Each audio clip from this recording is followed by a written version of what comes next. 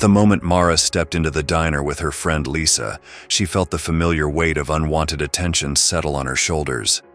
After 3 years of civilian life, the veteran thought she had grown accustomed to the subtle shifts in atmosphere when she entered certain spaces. But this time was different. The diner had seemed perfect at first. The gentle sizzle of burgers on the grill, the warm aroma of coffee, the soft murmur of afternoon conversations. Mara and Lisa had been exploring local eateries together, and this new place held promise. Sunlight streamed through wide windows, casting warm patterns across empty booths. Mara held the door for Lisa, thinking this might become their new regular spot. Their waitress approached with an easy smile and menus in hand. Lisa began ordering for both of them, their usual cheeseburgers, fries, and coffee for Mara. But before she could finish, a sharp voice cut through the air. The manager appeared beside their table, her starched uniform as rigid as her expression. She dismissed the waitress with a wave, saying she would handle this table personally. The change was subtle but unmistakable. The manager's smile, directed solely at Lisa, never quite reached her eyes. When Lisa tried ordering for both of them again, the manager interrupted, insisting she could only take one order for now, due to other tables, despite the visible empty seats scattered throughout the diner. Mara recognized what was happening. She had served in Afghanistan, where danger announced itself with dust clouds and distant explosions. But here, in her own neighborhood, it arrived wearing a pressed uniform and an artificial smile. When Mara spoke up to place her own order, the manager finally looked at her directly. The woman's gaze lingered deliberately on Mara's skin, and in that moment the veteran felt a familiar chill. Not the adrenaline rush of combat, but the cold grip of discrimination she had hoped to leave behind. In the army, Mara had found belonging in the most unexpected places, in shared missions, in the rhythm of routine, in the trust between soldiers who looked past skin color to see the person wearing the uniform. Now, sitting in a diner in her own hometown, that sense of belonging felt further away than ever. The irony wasn't lost on her. She had survived a war zone only to face battles at home. The manager turned back to Lisa, her smile restored. "I'll take your order now," she said pointedly to Lisa alone, making it clear that Mara's presence was unwelcome. What the manager didn't realize was that Mara had faced worse than this, and she wasn't about to back down without a fight. The manager's words hung in the air like smoke. "We don't serve certain customers." Each syllable dripped with barely concealed prejudice. "Certain customers?" Mara's voice was steady, though her hands had curled into fists beneath the table. She knew exactly what the manager meant, but she wanted to hear her say it, wanted the hatred to show its face in broad daylight. The manager leaned in close, her whispered words sharp as knives. "We don't serve your kind here." The mask of politeness had finally dropped, leaving raw discrimination exposed. Lisa erupted. "This is absolutely ridiculous." Her palm struck the table, causing nearby silverware to jump. "We're just here for lunch. What kind of policy is that?" But the manager merely shrugged, unmoved by Lisa's outburst. "Policy is policy," she said, as if reciting a weather report. The confrontation escalated as Lisa pulled out her phone, threatening to call the police. The manager's response was a dismissive scoff. "Go ahead and make a scene. See if anyone cares about troublemakers in a small diner." The atmosphere in the diner shifted like a gathering storm. Conversations died away as other patrons turned to watch, their faces a mix of curiosity and growing hostility. A large man rose from his nearby table, his presence looming over their booth. "Why can't you let people enjoy their lunch in peace?" he demanded, addressing Lisa as if Mara were invisible. More voices joined the chorus of disapproval. A woman with children complained about the disruption. Others muttered their agreement. The troublemakers should leave. The diner had transformed from a public space into a jury box, and they had already reached their verdict. Mara watched this transformation with a soldier's trained eye. She had seen how quickly people could turn, how prejudice could spread through a crowd like wildfire. But knowing the pattern didn't make it easier to witness. Each supportive nod toward the manager, each hostile glare in their direction, felt like a personal betrayal of everything she had fought to protect. The situation reached its breaking point when the large man stepped closer, repeating the manager's words with added menace. "We don't want your kind here, lady." Then came the shove, a physical punctuation mark to his hatred. Mara, who had faced down insurgents in Afghanistan, found herself stumbling backward in her own hometown. She caught her balance and straightened up, combat instincts firing.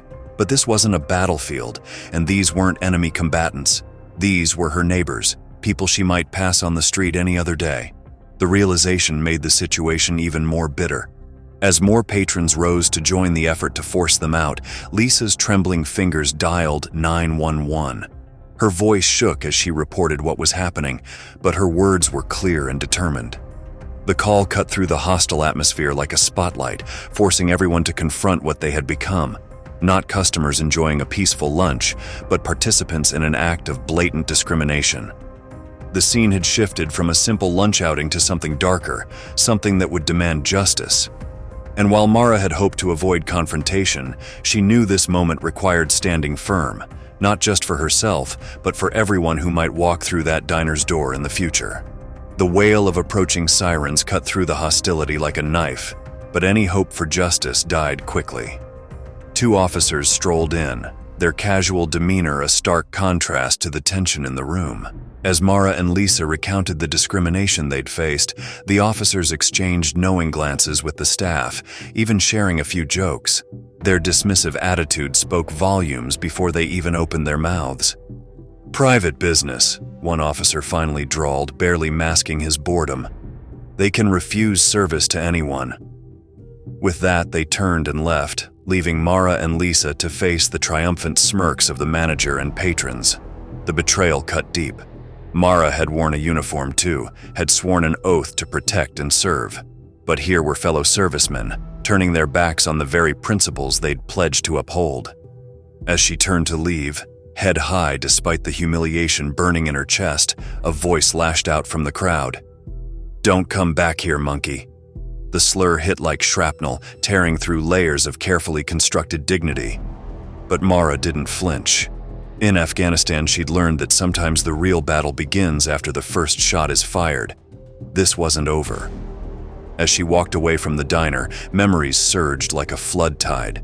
She was 10 again, moving into that white neighborhood with her parents, feeling the weight of suspicious stares and whispered judgments. Her father, a skilled handyman, worked twice as hard to prove himself worthy of trust. But it hadn't mattered. One false accusation of theft was all it took to destroy everything they'd built. The image of her father in handcuffs remained seared in her mind, along with her mother's gradual decline in the year that followed.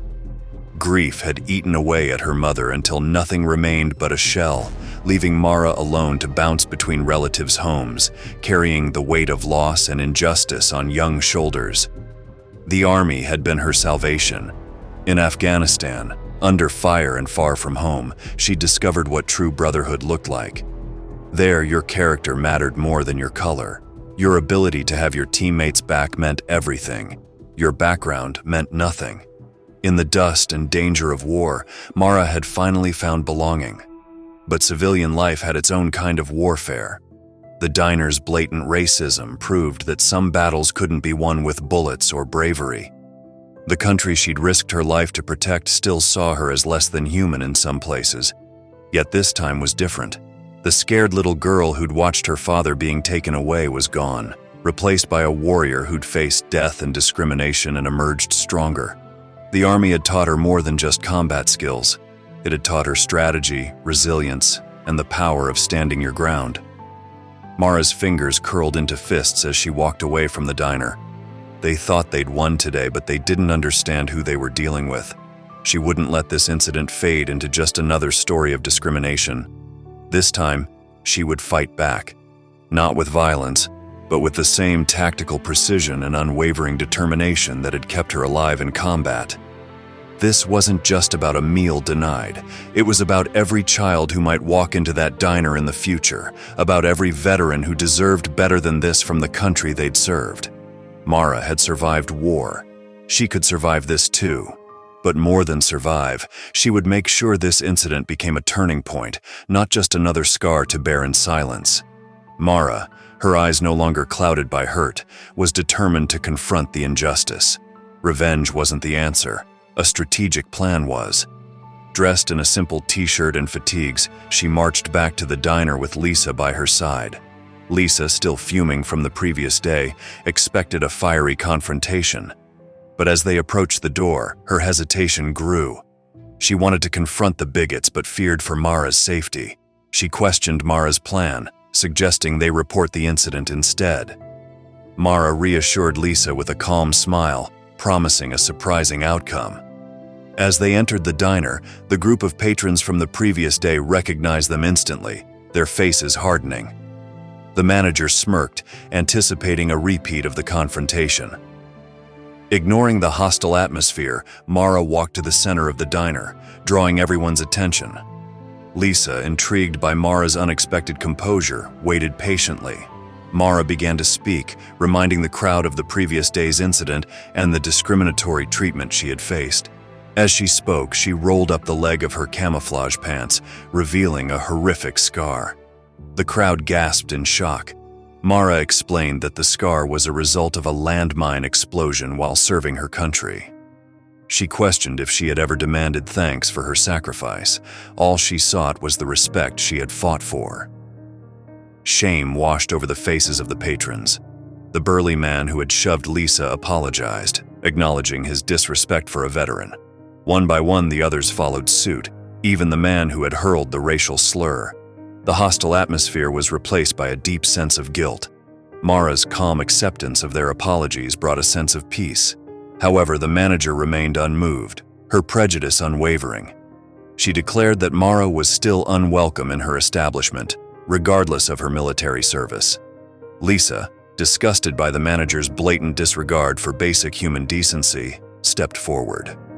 She challenged the manager's actions, emphasizing the right to be free from discrimination. However, the manager remained unmoved, insisting on Mara's departure. Mara watched as Lisa pulled out her phone, a determined look in her eyes. She calmly informed the manager that the incident would soon be exposed to the world. With a few taps, Lisa uploaded a video she had secretly recorded the previous day, capturing the manager's refusal of service and the patron's hostile behavior. Within minutes, the video went viral, sparking outrage across social media. People were shocked by the manager's racism and disrespect for veterans. The diner was condemned for its behavior, and Mara and Lisa were praised for their courage and steadfastness. The backlash was immediate and severe. The diner's social media pages were flooded with angry comments, and calls demanding a public apology poured in. News channels picked up the story, amplifying the public outcry.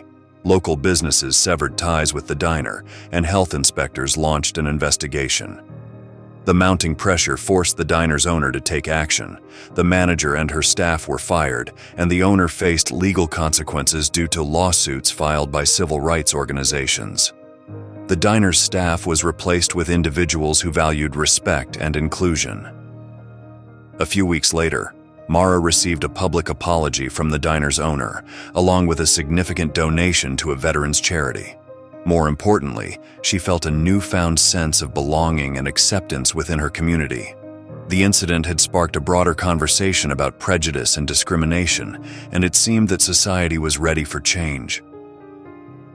2 weeks later, Mara and Lisa sat at a table in a different diner, welcomed with open arms. Mara couldn't help but feel a sense of hope. Perhaps things were finally changing for the better. What are your thoughts on this story? Share your comments below.